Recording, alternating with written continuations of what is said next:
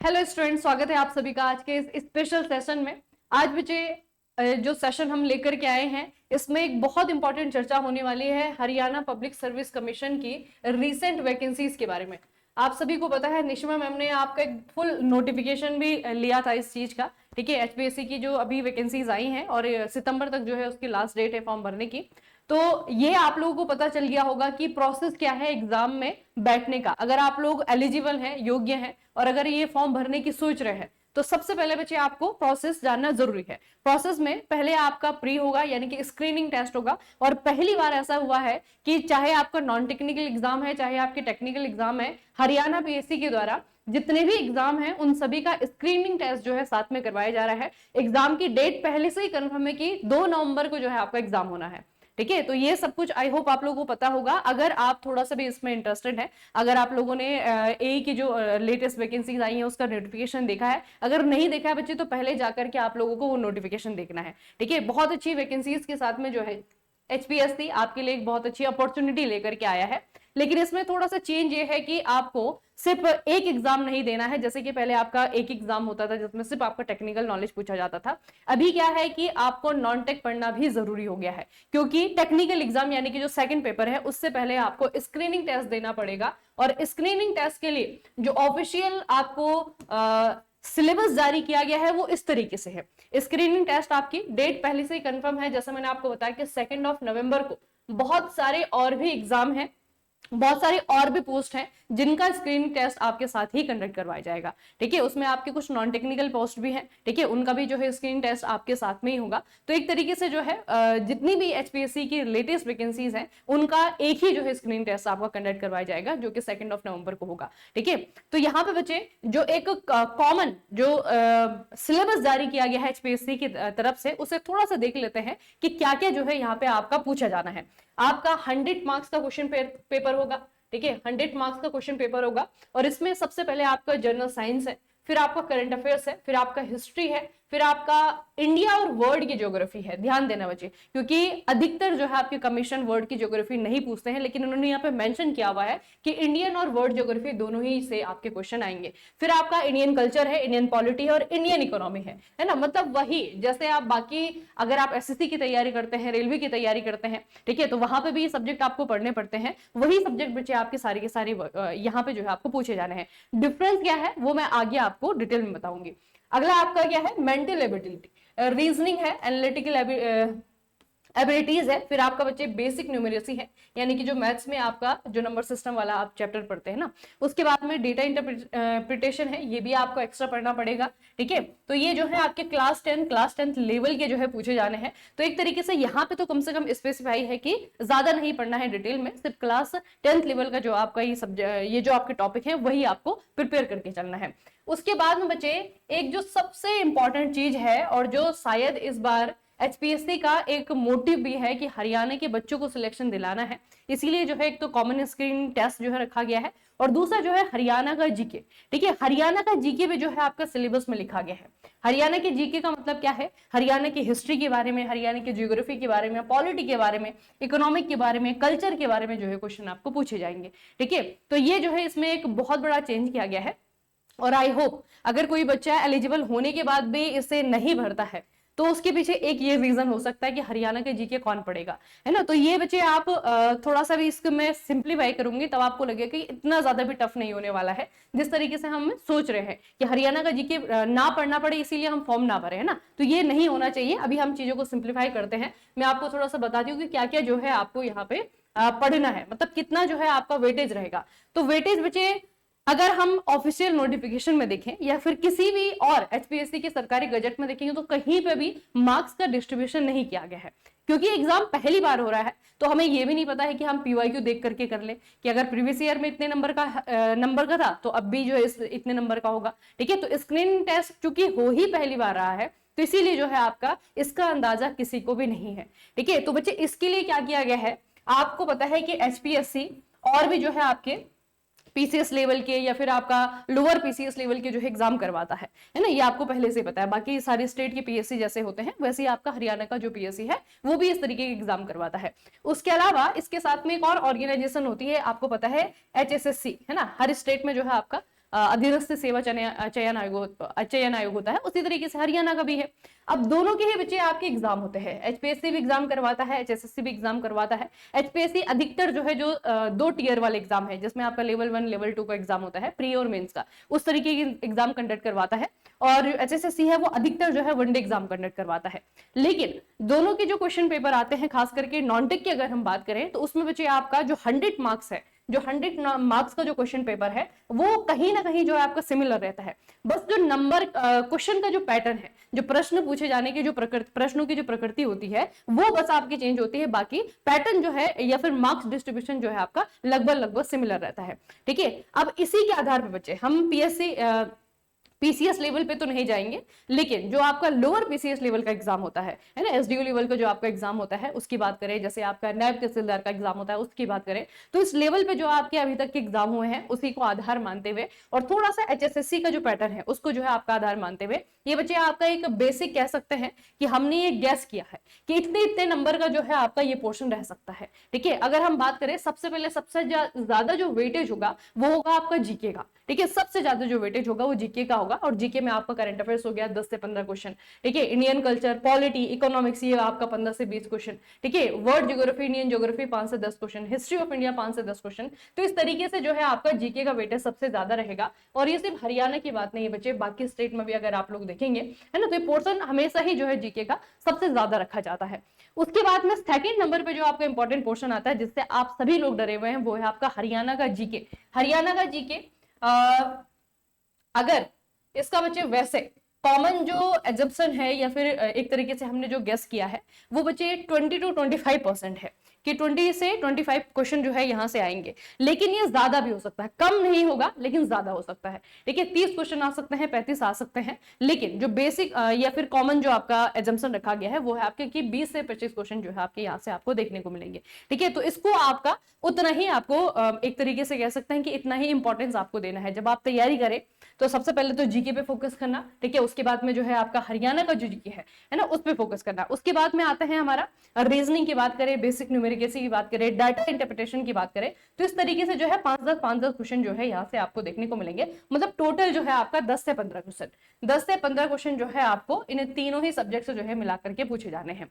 उसके बाद में बच्चे आपका जनरल साइंस है, तो जनरल साइंस से भी आपका जो है 10 से 15 क्वेश्चन है। ठीक है, हमेशा बच्चे एचपीएससी के प्रीवियस ईयर क्वेश्चन पेपर उठा करके आप लोग देखना ना, जनरल साइंस के क्वेश्चन आपको मिलेंगे, लेकिन बहुत ज्यादा टफ नहीं पूछा जाता है। ठीक है, 10 से 15 क्वेश्चन जो है आपको जनरल साइंस के मिलेंगे। ठीक है, तो इस तरीके से जो है आपका ये मार्क्स का डिस्ट्रीब्यूशन है, और ये मैंने आपको पहले ही बता दिया कि कहीं पे लिखा हुआ नहीं है। ठीक है, किसी भी ऑफिशियल नोटिफिकेशन में नहीं है, लेकिन जिस तरीके से एचपीएससी पेपर कंडक्ट करवाता आ रहा है, और साथ में आपका जिस तरीके से एसएससी के जो वनडे एग्जाम होते हैं उसमें जो आपका 100 मार्क्स का वेटेज रहता है ना, उसी को आधार मानते हुए जो है आपका ये बच्चे सिलेबस है। ठीक है, ये जो है आपका मार्क्स डिस्ट्रीब्यूशन है, इसी को जो है आपको एक तरीके से अपना एक पढ़ते समय जब आप तैयारी करेंगे तो जैसे आपकी स्ट्रेटेजी होगी, तो इसी को आधार मान करके जो है आपको अपनी स्ट्रेटेजी को बनाना है। ठीक है, तो ये जो है आपका मार्क्स डिस्ट्रीब्यूशन है। अब थोड़ा सा बात कर लेते हैं सब्जेक्ट की कि कौन से सब्जेक्ट को कैसे तैयार करना है। अगर हम जीके की बात करें, हरियाणा के जीके की बात करें, पहले बच्चे हम जनरल अवेयरनेस की बात करेंगे, उसके बाद में जो है आपका रीजनिंग की बात होगी, फिर लास्ट में जो है आपके जनरल साइंस की बात होगी। ठीक है, तो सबसे पहले जीके की अगर हम बात करें, जीके में बच्चे आपका आता है सबसे पहले हिस्ट्री, भारत का इतिहास। भारत का इतिहास, इसी के साथ में जो है आपका इंडियन कल्चर भी आता है।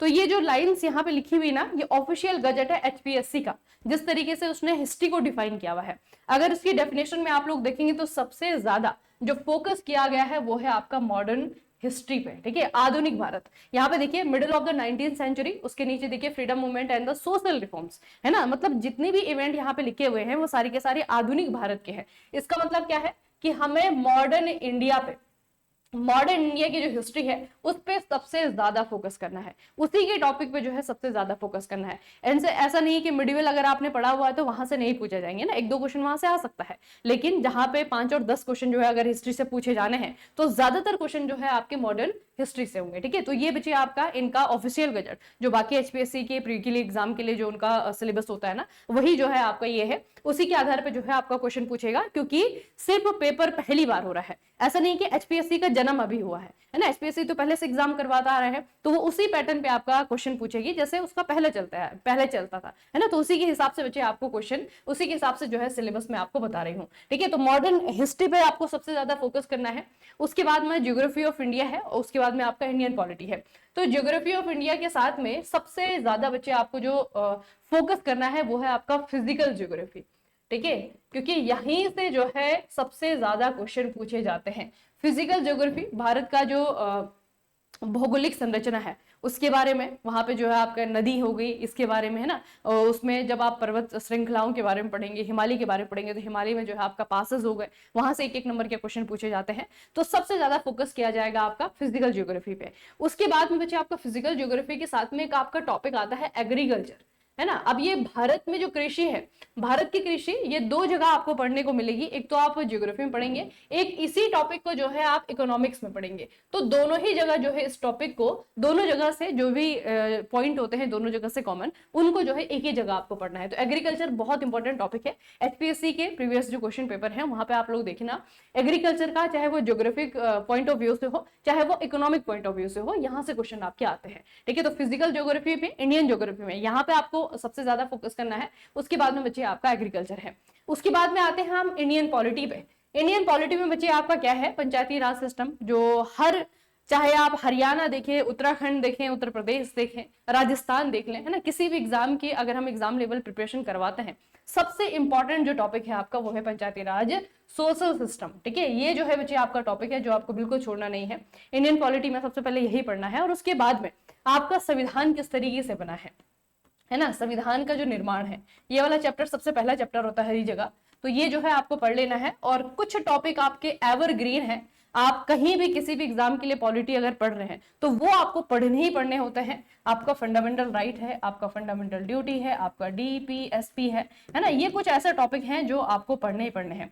उसके अलावा जो कुछ एक्ट हैं या फिर कुछ नए नए बिल जो है आपके प्रस्तुत किए गए हैं संविधान संसद में, ठीक है, वो जो आपके बच्चे बिल हैं वो करंट अफेयर का हिस्सा है ना, क्योंकि यहाँ पे जो करंट अफेयर पूछा जाता है ना उसमें, और बाकी एग्जाम के लिए हम पीएसयू के लिए या फिर आरआरबी के लिए, एसएससी के लिए जब करंट अफेयर पढ़ते हैं थोड़ा सा आपका डिफरेंस होता है ना। तो यहाँ पे बच्चे आपका बिल या फिर जो नए एक्ट आए हैं अभी पिछले 2-3 सालों में, कुछ नए बिल पास हुए हैं, नए कोई चेंजेस हुए हैं, नए संवैधानिक संशोधन हुए हैं, तो सारा जो है करंट अफेयर का पार्ट होता है, वो जो है आपका यहाँ पे इंपॉर्टेंट है। इकोनॉमिक्स में आपका इकोनॉमिक डेवलपमेंट, ठीक है, इकोनॉमिक्स में आपका जो है इकोनॉमिक डेवलपमेंट पे फोकस करना है।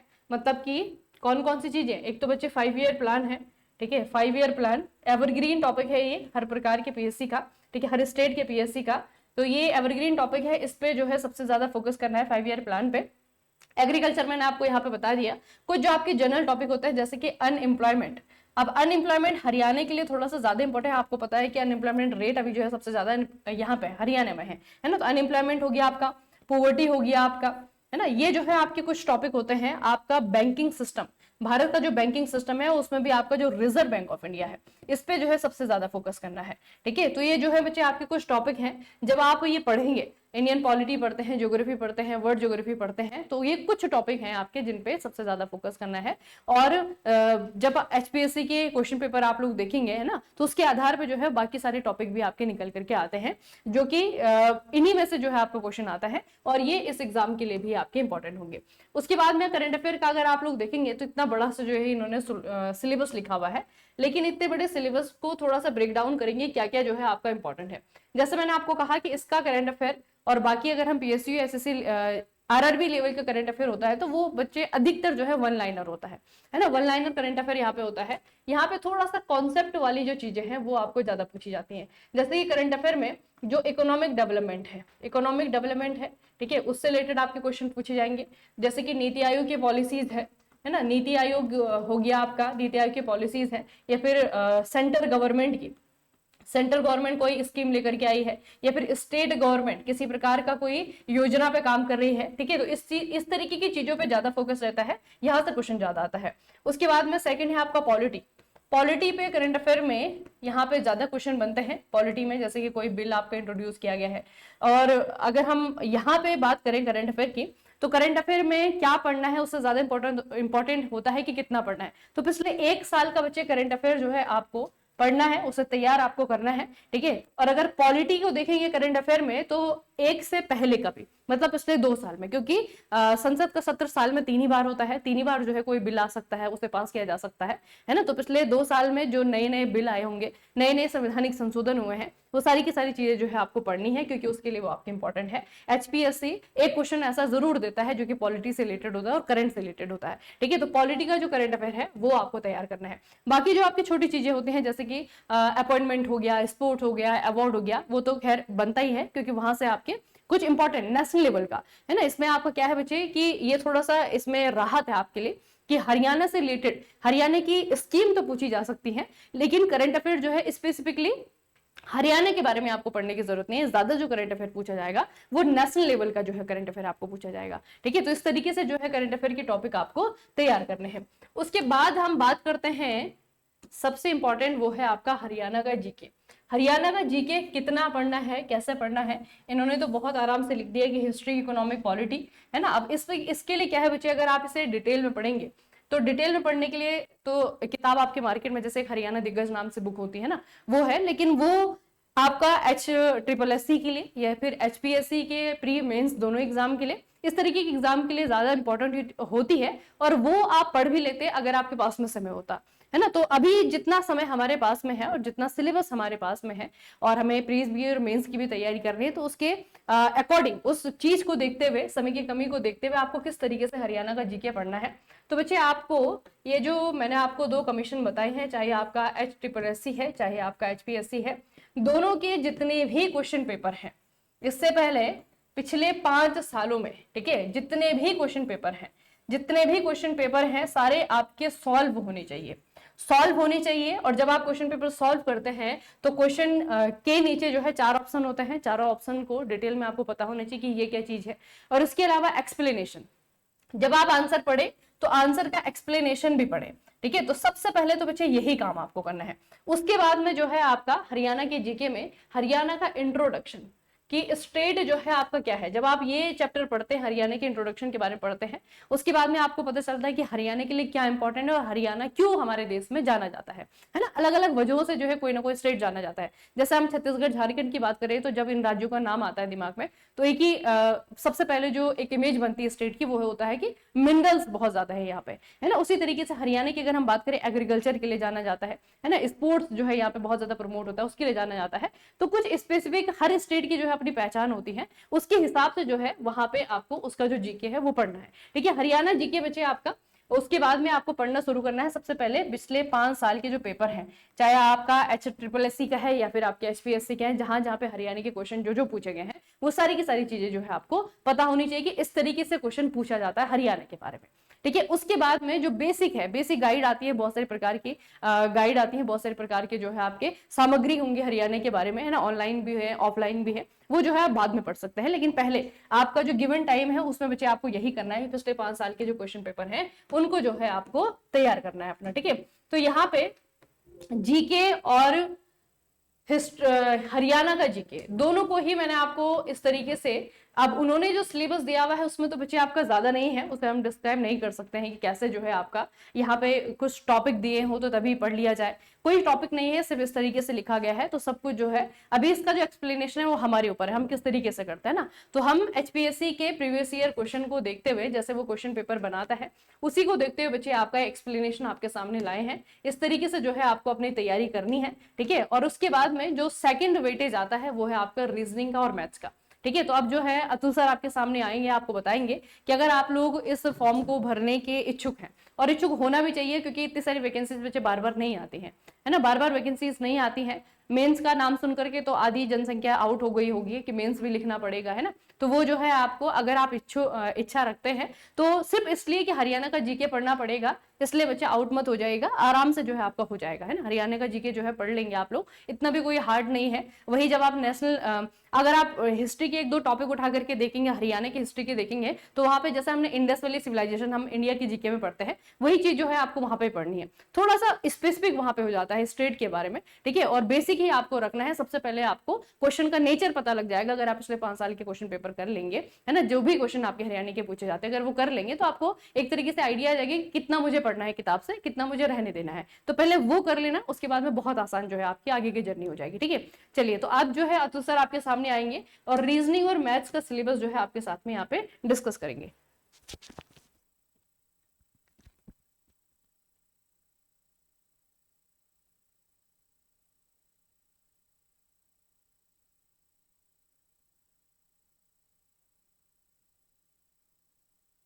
हेलो बच्चों, तो मैथ्स और रीजनिंग का सिलेबस करते हैं डिस्कस। देखते हैं भाई जो इन्होंने कहा है वो कितना काफी है, और फिर जो मैं आप लोग के लिए लेकर आए होंगे क्या क्या चीजें हम लोग को पढ़नी है, उन सब चीज के बारे में हम क्या करेंगे, डिस्कस करेंगे। ठीक है, तो चलिए फटाफट से स्टार्ट करते हैं बिना किसी देरी के।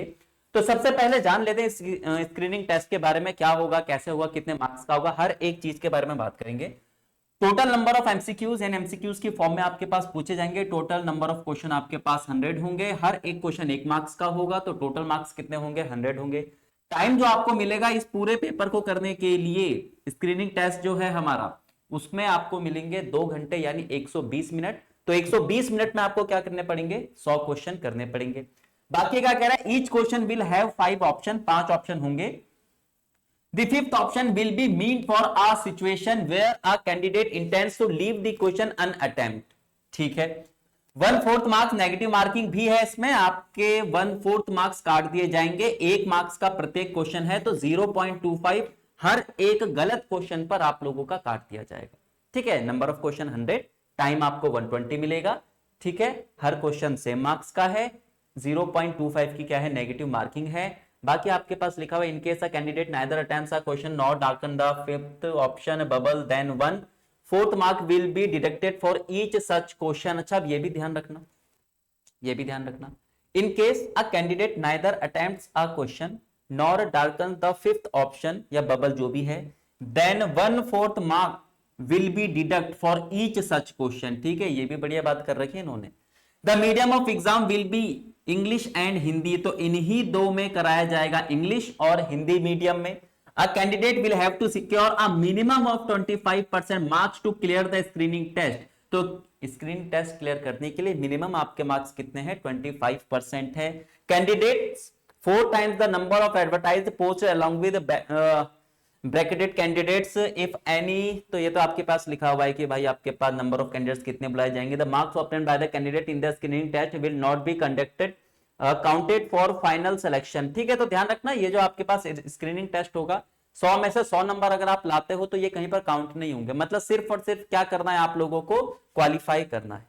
ठीक है, तो जो आपका स्क्रीनिंग टेस्ट रहेगा उसके नंबर काउंट नहीं होंगे, वो सिर्फ क्या रहेगा, आपका क्वालिफाइंग नेचर का रहेगा। ठीक है, तो बेसिक बेसिक चीजों के बारे में हम लोगों ने बात कर ली है। अच्छा, अब बात करते हैं जो उन्होंने मैथ्स और रीजनिंग के बारे में अपने सिलेबस में लिखा है। उन्होंने बस इतना लिखा है कि जनरल मेंटल एबिलिटी यानी रीजनिंग और आपके पास एनालिटिकल एबिलिटीज। ठीक है, मैथ्स के लिए basic numeracy, numbers and their relations, order and magnitude etcetera, class 10।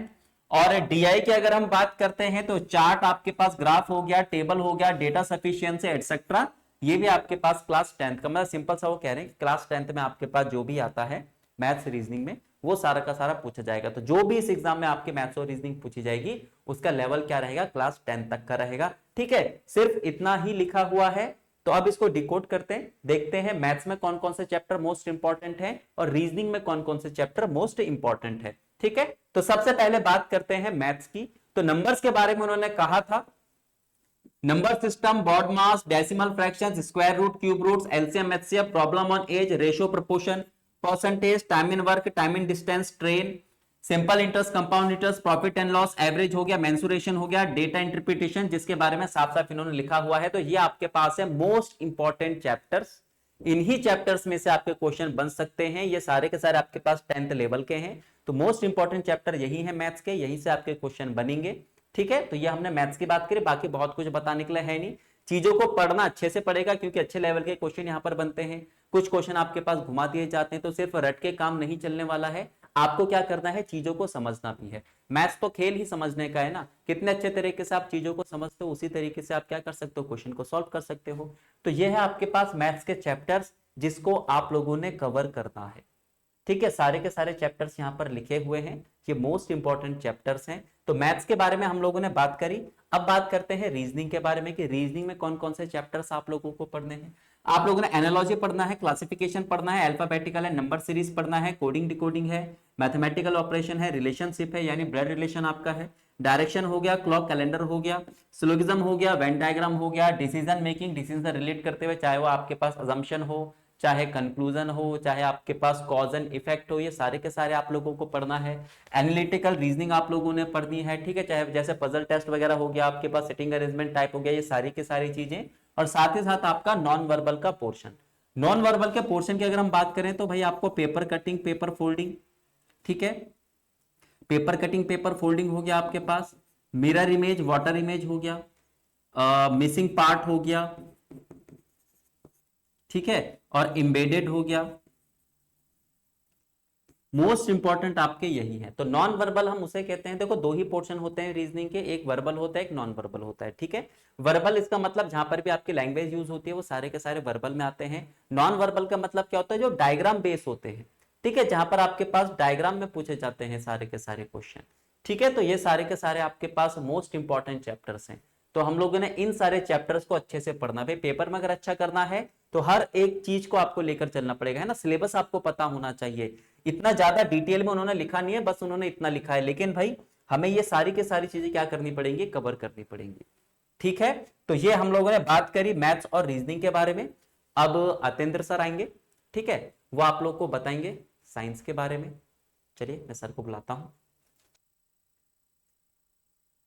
हाँ जी, तो जनरल साइंस के बारे में अपन डिस्कस करते हैं। जैसे प्रीवियसली आपको मैम ने बताया कि जो जनरल साइंस का पोर्शन है अपना, लगभग 10 से 15% वेटेज है। तो आपके 100 प्रश्न आ रहे हैं तो आप मानकर चलो कि लगभग 10 प्रश्न के आसपास आपसे जनरल साइंस के पूछे जाएंगे। अब जनरल साइंस के अंदर फिजिक्स का पार्ट, केमिस्ट्री और बायोलॉजी, तीनों से मिलाकर लगभग आप मानकर चलो कि 8 से 10 प्रश्न आपको पूछे जाएंगे। तो हम यहां पर लिखे हैं आपको 10 से 15% वेटेज लगभग आपका जनरल साइंस का मान सकते हो। अब जनरल साइंस आपको कवर कब तक की करनी है, सब आपको मैथ्स के अंदर, रीजनिंग के अंदर सब में लिखा हुआ है पहले से कि 10वीं क्लास तक की आपको कवर करना है मैथ का। तो सेम आपके लिए साइंस पर भी अप्लाई है, साइंस भी आपको 10वीं क्लास तक की, और 10वीं क्लास में भी आपको मेनली फोकस करना है 9वीं क्लास की और 10वीं क्लास की जो विज्ञान की पुस्तक है, साइंस की बुक है एनसीईआरटी, उसको आपको प्रिपेयर करना है। अब साइंस की बुक है 9वीं और 10वीं की, उसमें फिजिक्स, केमिस्ट्री और बायोलॉजी तीनों साथ के अंदर आती है, तो तीनों आपकी साथ में प्रिपेयर हो जाएंगी। तो मेनली जनरल साइंस में क्या प्रिपेयर करना है, 9वीं और 10वीं क्लास की विज्ञान की किताब आपको क्लियर करनी है। तो एनसीईआरटी पर मेनली फोकस करना है, लगभग 10वीं के लेवल तक का आपको प्रिपेयर करना है। अपन जनरल साइंस में ये मानकर चलते हैं कि 6 क्लास से लेकर के 6, 7, 8, 9 और 10, 6th क्लास से लेकर 10th क्लास तक की एनसीईआरटी है जनरल साइंस के अंदर कवर होती है। मेनली पार्ट जो रहता है 9वीं और 10वीं क्लास तक का रहता है। कौन कौन से 3 पार्ट, फिजिक्स का पार्ट है, केमिस्ट्री का पार्ट है और बायोलॉजी का पार्ट है। तीनों पार्ट है वो साइंस के अंदर कवर होते हैं। अब फिजिक्स के अंदर 9वीं 10वीं की क्लास की जो एनसीईआरटी है उसकी बजाय मैं आपको 6 से 10 तक की एनसीईआरटी है उसको आपको फिजिक्स के अंदर डिवाइड करके बताता हूं कि फिजिक्स के पार्ट को आपको कैसे कवर करना है। 3 पोर्शन लेकर चलते हैं हम फिजिक्स जनरल साइंस, जो फिजिक्स का पार्ट है उसमें 3 पोर्शन लेकर चलते हैं। सबसे पहले जो मैकेनिकल का पार्ट है, मैकेनिकल में कौन से, जो प्रॉपर्टीज ऑफ सॉलिड है, प्रॉपर्टीज ऑफ फ्लूइड है, थर्मोडायनेमिक्स है, ये सारे पार्ट हैं आपको मैकेनिकल वाले पार्ट के अंदर कवर करने होते हैं। किस क्लास के अंदर है, 9वीं क्लास की बुक के अंदर है, साइंस की बुक के अंदर। इलेक्ट्रिकल का पार्ट, इलेक्ट्रिसिटी, करंट इलेक्ट्रिसिटी आपको दिया हुआ है और मैग्नेटिज्म का पार्ट है, उससे प्रश्न पूछता है तो वो आपका इलेक्ट्रिकल वाला पार्ट हो गया जो जनरल साइंस फिजिक्स में कवर होगा। उसके बाद में ऑप्टिक्स वाला, ऑप्टिक्स में आपके पास में वेव ऑप्टिक्स भी आ गई और साउंड वाला पोर्शन आ गया, और साथ में लाइट वाला पोर्शन है वो भी इसके साथ में ही आ गया। तो सबसे इंपॉर्टेंट है लाइट वाले क्वेश्चन आपको फ्रीक्वेंट पूछे जाते हैं। लाइट का आपको एक क्वेश्चन जनरल साइंस का लगभग लाइट के पोर्शन में से आता है, तो वो ऑप्टिक्स के पार्ट में। तो इन 3 पार्ट के आपको जनरल साइंस फिजिक्स कवर करनी है। उसके बाद में केमिस्ट्री, केमिस्ट्री में मेनली 9वीं क्लास और 10वीं क्लास स्टार्ट करेंगे। जो स्टेट ऑफ मैटर से आप स्टार्ट करोगे, एटम एंड मॉलिक्यूल पढ़ोगे, मोल कॉन्सेप्ट के बारे में पढ़ोगे, एटॉमिक स्ट्रक्चर के बारे में पढ़ोगे, पीरियोडिक टेबल के बारे में पढ़ोगे, एसिड बेस साल्ट के बारे में पढ़ोगे, मेटल नॉन मेटल्स के बारे में पढ़ोगे, कार्बन एंड इट्स कंपाउंड के बारे में पढ़ोगे। तो ये सब टॉपिक्स हैं वो जनरल साइंस केमिस्ट्री के पार्ट के अंदर आप कवर करोगे, जो 9वीं क्लास और 10वीं क्लास के अंदर है। और इन्हीं में से जो आपका क्वेश्चन पूछा जाता है, अब अप्लाइड पार्ट है वो ज्यादा पूछा जाता है। जैसे केमिस्ट्री के अंदर मैं बात करूं तो आपको पॉलीमर से क्वेश्चन पूछ लिया जाएगा, बहुलक से क्वेश्चन ज्यादातर पूछा जाता है। इससे एडवांस और लेवल आपको जनरल साइंस जो है 10वीं क्लास तक की अप्लाइड वाला पार्ट ज्यादा पूछा जाता है। मतलब केमिस्ट्री की बजाय केमिस्ट्री इन डेली लाइफ वाला पोर्शन आपको ज्यादा पूछा जाएगा, कि जो ड्रग्स वगैरह यूज आती है केमिस्ट्री के अंदर वो आपको पार्ट पूछा जाएगा। तो केमिस्ट्री कवर करनी है, थ्योरेटिकल मैटर कवर करना है, साथ में जो अप्लाइड पार्ट है chemistry in daily life. Chemistry in daily life की बजाय भी मैं बोलूं कि साइंस इन डेली लाइफ आपको क्वेश्चन ज्यादा पुट होंगे, वो फिजिक्स में भी, केमिस्ट्री में भी और बायोलॉजी में भी। ये जो प्रीवियसली अपना पैटर्न है, एचएससीसी का पैटर्न है अपना, जो एचपीएससी का, जो अपना हरियाणा की पीएससी है उसका, और अधीनस्थ बोर्ड का, दोनों का पैटर्न है। जो आपसे क्वेश्चन पूछे जाएंगे जनरल साइंस के, वो आपको अप्लाइड पार्ट से, साइंस इन डेली लाइफ उस पार्ट से ज्यादा पूछे जाएंगे। सेम बायोलॉजी के साथ में है। बायोलॉजी को अपन जो 9th और 10th क्लास की जो बायोलॉजी है उसको मेनली अपन बॉटनी और जूलॉजी के अंदर अगर डिवाइड करें तो प्लांट वाला पार्ट है उसको तो बॉटनी के अंदर कवर कर लेते हैं, और जो ह्यूमन एनाटॉमी है उस वाले पार्ट को हम जूलॉजी के अंदर कवर कर लेते हैं, और साथ में जो डिजीज वाला पार्ट है वो सब जूलॉजी का पोर्शन है उसके अंदर कवर करते हैं। और इसमें भी आपको जो अप्लाइड पार्ट है बायोलॉजी इन डेली लाइफ, वो क्वेश्चन आपको ज्यादा पुट होंगे। तो सबसे पहले तो कॉन्सेप्ट के लेवल पर सब टॉपिक्स आपको क्लियर करने हैं, फिजिक्स, केमिस्ट्री और बायोलॉजी। एकदम सिंपल टॉपिक है। 9वीं क्लास और 10वीं क्लास की जो आपको साइंस की बुक है उसमें फिजिक्स भी मिल जाएगा, केमिस्ट्री और बायोलॉजी तीनों कंबाइंड फॉर्म के अंदर साइंस के अंदर है।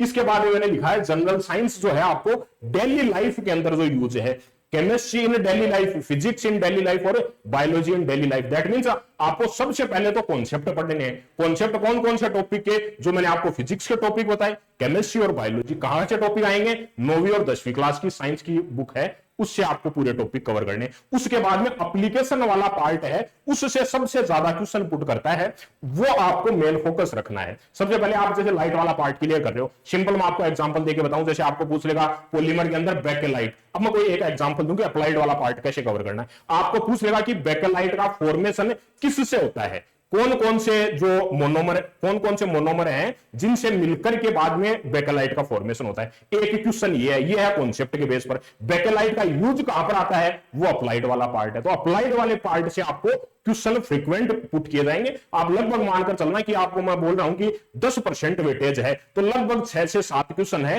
वो एप्लीकेशन पर पूछे जाएंगे, वो फिजिक्स के अंदर भी, केमिस्ट्री में भी और बायोलॉजी के अंदर भी। ठीक है, तो ये आपको मेनली फोकस करना है। इसके बाद में प्रिपेयर कैसे करना है आपको। अगर जो सेल्फ प्रिपेयर कर रहे हैं उनको एनसीईआरटी उठानी है 9वीं क्लास और 10वीं क्लास की साइंस की पुस्तक, उसके अंदर फिजिक्स, केमिस्ट्री और बायोलॉजी तीनों पोर्शन आपके, और साथ में इन्वायरमेंट है लास्ट के अंदर, वो भी साथ के अंदर कवर होता है अपनी साइंस वाली बुक के अंदर। तो एनसीईआरटी कवर करनी है, सारे कॉन्सेप्ट पढ़ने हैं, मेनली 10th क्लास तक की, 9वीं क्लास और 10वीं क्लास तक की।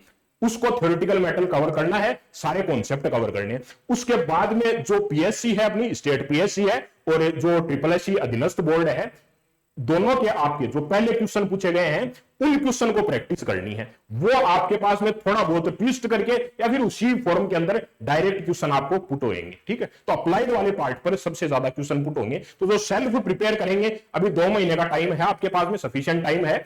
जनरल साइंस के लिए आप ये मानकर चलो 15 डेज भी आप 1-1 घंटे का टाइम भी देते हो तो सफिशिएंट अमाउंट के अंदर है। आपका पहले एक बार पढ़ा हुआ है, उसके बाद में कोई दिक्कत नहीं है सेल्फ प्रिपेयर करने में, इजीली प्रिपेयर कर सकते हो। साइंस के सारे कॉन्सेप्ट आपको, जैसे मैंने फिजिक्स के अंदर बताया, मैकेनिकल वाला पार्ट कवर करो, इलेक्ट्रिकल वाला पार्ट कवर करो और ऑप्टिक्स वाला पार्ट कवर करो। तीनों पार्ट कवर कर लिए। अपना केमिस्ट्री का है स्टार्ट से, जो आपका स्टेट ऑफ मैटर से स्टार्ट करोगे और लास्ट में कार्बन एंड इट्स कंपाउंड तक सारे टॉपिक क्लियर करो। उसके बाद में बायोलॉजी का पार्ट है, बॉटनी का पार्ट कवर करो और जूलॉजी का। बॉटनी वाले पार्ट के अंदर प्लांट है अपना, प्लांट मोर्फोलॉजी के अंदर पूरा आप कंप्लीट करोगे। उसके बाद में ह्यूमन एनाटॉमी से स्टार्ट करोगे, डिजीज वाले पार्ट तक, जो विटामिन डिजीज का पार्ट है। उसके बाद में जो औषधियां वगैरह हैं उन सब के बारे में क्लियर करके अपना बायोलॉजी का पोर्शन आप फाइंड करोगे। तो सेल्फ प्रिपेयर कर रहे हैं उनको सबसे पहले अपना एनसीईआरटी कवर करना है, मेनली 9वीं और 10वीं क्लास की। अच्छा, जिनको ऑनलाइन कोर्स का नीड है कि भाई हमारा तो पहले से नहीं पढ़ा हुआ है, इसके बारे में आइडिया नहीं है, तो वो कमेंट बॉक्स में पिन कर देना कि जो भी स्टूडेंट जिनको अभी ऑनलाइन कोर्स का नीड है तो वो कमेंट बॉक्स के अंदर पिन कर देंगे कि भाई हमें जो 2 महीने के अंदर अपना जो प्रिपरेशन है उनको सुटेबली किया जा सके, क्योंकि बढ़िया नंबर ऑफ वैकेंसी है और आपको भी पता है कि लगातार ऐसे चांस नहीं आते हैं, मतलब लंबे टाइम के बाद में ऐसा चांस मिलता है। और अब की बार जो पहले वाला स्क्रीनिंग टेस्ट है और उसके बाद में आपका जो टेस्ट है वो टेक्निकल होगा, तो स्क्रीनिंग वाला अगर आप क्लियर कर गए तो उसके बाद में आपका प्योर टेक्निकल है। और स्क्रीनिंग वाले को आप हार्ड वर्क से नहीं, यहां पर 2 महीने का टाइम है तो स्मार्ट वर्क से वो पूरा होगा आपका। यहां पर आपको स्मार्ट स्ट्रेटजी अपनानी होगी कि ऐसे नहीं है कि आप वन साइडेड लग गए और उसके बाद में जो है हाफ पार्ट को कवर कर दिया, हाफ छोड़ दिया, इस टाइप से नहीं। स्मार्ट स्ट्रेटजी से आपका जो स्क्रीनिंग वाला पार्ट है वो क्लियर होगा। आपको दिया हुआ है कि भाई 25% मिनिमम जो है आपका मार्क्स आने चाहिए, लेकिन 25% से तो काफी बियॉन्ड जो है स्क्रीनिंग का रहेगा। मिनिमम दिया हुआ है कि इससे नीचे तो अगर आते हैं तो उनको हमें लेंगे भी नहीं, ऐसी वाली बात है। 25% से तो ऊपर नंबर रहने चाहिए। फिर नंबर ऑफ कैंडिडेट से एक शीट पर 4 बंदे लिए जाएंगे, है ना, एक शीट पर 4 कैंडिडेट्स लिए जाएंगे। तो स्क्रीनिंग टेस्ट का ये पैटर्न है। उसके बाद में आपका टेक्निकल वाला पार्ट है, तो ट्रेड वाला पार्ट है, जिस भी आपकी अलग अलग पोस्टें दी हुई हैं उनके लिए, सबके लिए आपके अलग अलग जो टेक्निकल पार्ट है उसको स्टार्ट में आपको स्क्रीनिंग है उसके लिए कॉमन पढ़ना है। तो साइंस वाले पोर्शन को मैंने आपको स्पेसिफाई किया कि तीनों पार्ट कैसे कवर करने हैं और कौन सी बुक से कवर करने हैं, और जो क्वेश्चंस उठाने हैं आपको वो क्वेश्चंस आपको जो पिछली बार जो अपना प्रीवियस का जो सीईटी की एग्जाम है, चाहे पीएससी की एग्जाम है या SSC की एग्जाम है, उसके अंदर जो पहले क्वेश्चन आए हुए हैं जनरल साइंस के, उन क्वेश्चंस को उठाना है। और वो क्वेश्चन कौन से हैं? अप्लाइड वाले क्वेश्चन हैं। कॉन्सेप्ट को एक बार क्लियर करोगे, कॉन्सेप्ट को क्लियर करना एकदम जस्ट आप वंस पूरा कंप्लीट करो अपना। जैसे लाइट वाला पोर्शन भी है, तो लाइट वाले पोर्शन में आप इंपोर्टेंट पूरा अपना थ्योरेटिकल मैटर मुश्किल से मानकर चलो आप 1 से 1.5 घंटे के अंदर पूरा लाइट वाला पोर्शन कवर कर सकते हो। उसके बाद में अप्लाइड वाला पार्ट है कि कहां पर इसका डेली लाइफ के अंदर यूज होता है, वो फिजिक्स में भी, केमिस्ट्री में भी और बायोलॉजी में भी। उसको आपको ध्यान में रखते हुए प्रिपेयर करना है, ठीक है। तो जिन भी स्टूडेंट को कोर्स का नीड है वो कमेंट में लिख देंगे। बाकी जो सेल्फ प्रिपेयर कर रहे हैं उनको अपना वापस से रिवाइज करना है। कोई बहुत ज्यादा लंबा टाइम नहीं बचा आपके पास में, 2 मंथ का टाइम है, तो उसमें स्मार्ट अपना प्रिपेयर करके एग्जाम को अपन क्लियर कर सकते हैं, स्क्रीनिंग टेस्ट को क्लियर कर सकते हैं, और उसके बाद में जो है आपका ट्रेड टेस्ट हो जाएगा, ठीक है। तो आज के सेशन को यहीं पे बाइंड करते हैं। Okay, thank you dear.